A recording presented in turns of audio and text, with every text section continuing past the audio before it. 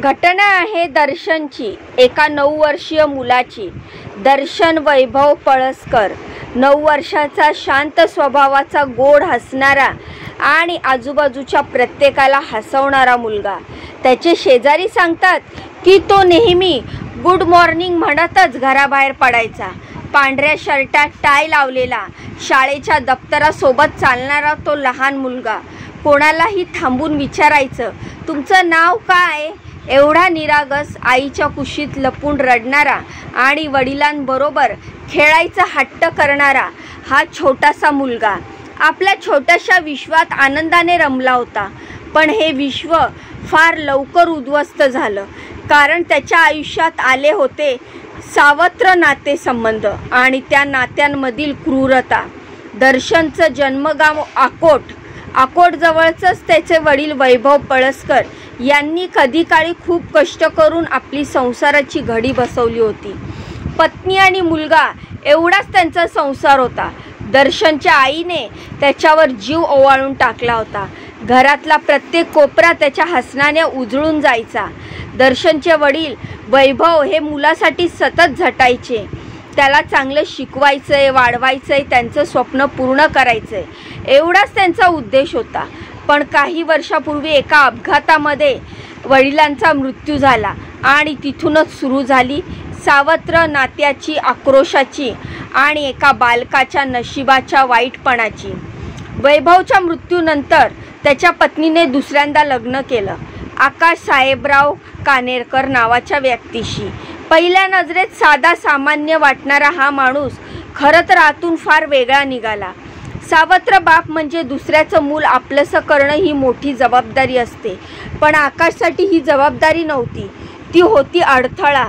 त्याला वाटत होतं की भविष्यात हे मूल संपत्तीमध्ये हिस्सा मागेल, आपले अडथळे निर्माण करेल।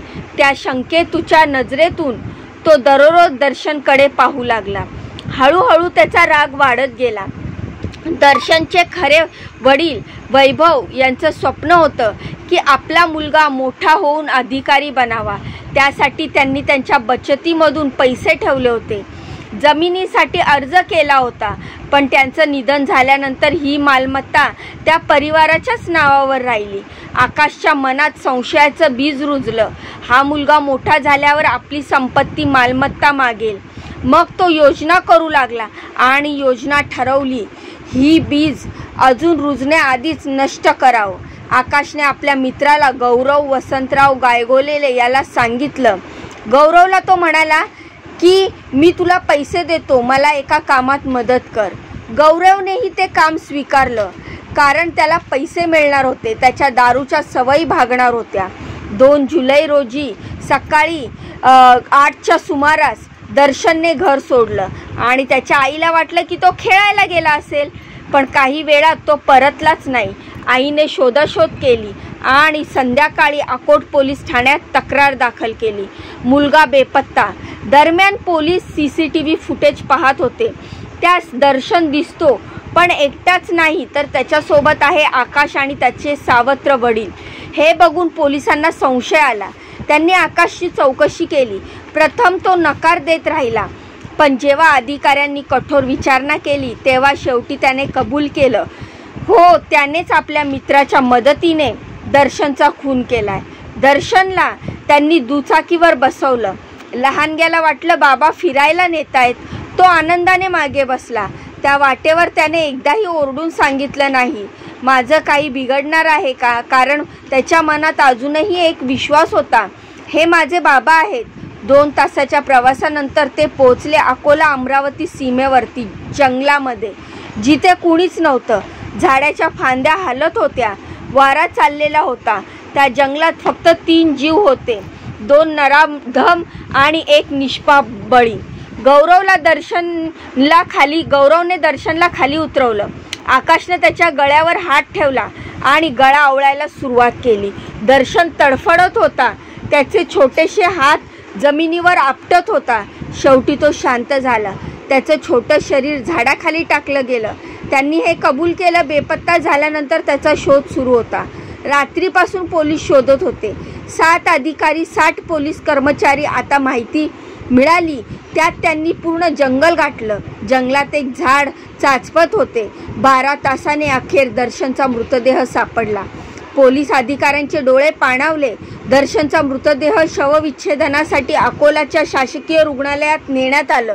तिथे पहिल्यांदाच पोलिसांनी सांगितले, मुलाच्या शरीरावर लैंगिक अत्याचाराचे ही चिन्ह दिसत आहेत आणि ते अतिशय धक्कादायक आहेत. हे कोणी केलं कृत्य? केवळ हत्या नव्हती तर हे अमानवी अत्याचार होते. आजही अकोटमध्ये लोक हे प्रकरण आठवून थरथरतात. 9 वर्षाचा तो मुलगा ज्याचं बालपण नुकतंच रुजायला लागलं होतं, तेच संपवण्यात आलं केवळ संपत्तीच्या संशयातून, केवळ मनातल्या कुरूप कल्पनामुळे, केवळ एका सावत्र बापाच्या अमानुष विचारामुळे. आज दर्शनचं घर रिकामं आहे. त्याच्या आईच्या डोळ्याखाली काळी वर्तुळं आहेत. ती दररोज दाराजवळ बसून आवाज ऐकू येतो. ती त्याची वाट पाहत असते. आकाश आणि गौरवला अटक झाली आहे. त्याच्यावर खुनाचा आणि अन्यायाचा गुन्हा दाखल झाला आहे. पण समाजामध्ये अजूनही अनेक आकाश फिरत आहेत, जे पोटच्या मायेने भान विसरून वाईट पाऊलं उचलतात. ज्या आईने आपल्या मुलाचं भविष्य घडवावं म्हणून दुसरं लग्न केलं, त्यानंच त्याला संपवलं. दर्शनच्या आईने आयुष्यात 2दा संसार मांडला. पहिला संसार वैभवसारख्या प्रेमळ नवऱ्यासोबत, दुसरा संसार नाईलाजाने आकाशसारख्या नराधमाबरोबर. पहिला संसार तिला जपणं, प्रेम, मायेचा ओलावा मिळाला. पण दुसऱ्या संसारात तिला संशय, उपेक्षा आणि शेवटी आपला मुलगाच हरवण्याची शिक्षा मिळाली. तिने पोलीस स्टेशनमध्ये आकाशला तोंडून ऐकलं, हो मीच गौरवच्या मदतीने दर्शनला मारलं. तेव्हा तिचं काळीच फाटलं. तिला वाटलं मीच काही चुकी केली का? मी पुन्हा लग्न केलं. ही आईची वेदना आज शब्दात मावणारी नाहीये. तिने मुलासाठी रात्रंदिवस जीव तोडून कष्ट केले, शाळेचे खर्च भागवले, दररोज जेवणात त्याला आवडती भाजी केली आणि आज त्याच मुलाचा श्वास थांबलेला पाहिला. सावत्र नवऱ्याच्या हत्येने आकाशने गौरव याला अटक झाली आहे. त्याच्यावर बालकाच्या खुनाच्या, लैंगिक अत्याचाराचा आणि कटकारस्थानाचा गुन्हा दाखल झाला आहे. त्याला फाशी व्हावी अशी मागणी संपूर्ण महाराष्ट्रात होऊ लागली आहे. दर्शनसारख्या निष्पाप मुलासाठी ही एक घटना आहे, इशारा आहे की आपण कोणावर विश्वास ठेवतो तर काळजीपूर्वक पाहिलं पाहिजे. एक छोटं स्वप्न, एक लहानसं हसणं, एक आयुष्य जे एका रात्रीत संपवलं गेलं. या घटनेतनं आपण काय शिकावं? तर खरा दोष नात्यांमध्ये नाही तर माणसाच्या मनोवृत्तीत असतो. सावत्र बाप आकाशने एका निष्पाप मुलाचा खून केवळ संपत्तीच्या भीतीने केला. पण हे नातं वाईट नव्हतं, माणूस वाईट होता. त्यामुळे कोणत्याही नात्यावर विश्वास ठेवण्याआधी माणसाची वृत्ती, वर्तन आणि मन याचा विचार करायला हवा. ही घटना ऐकून याविषयी आपल्याला काय वाटतं? आपल्या काय प्रतिक्रिया आहेत? मला कमेंटच्या माध्यमातून नक्की सांगा. जाण्याआधी या माहितीला लाईक करा, चॅनलला सबस्क्राईब करा. तुमच्या या बहिणीला पुढे जाण्याचा एक चान्स नक्कीच द्या. भेटूया पुढच्या माहितीमध्ये अशीच दमदार आणि नवीन लेटेस्ट अपडेट घेऊन. तोपर्यंत स्वतःची काळजी घ्या. बाय आणि नमस्कार.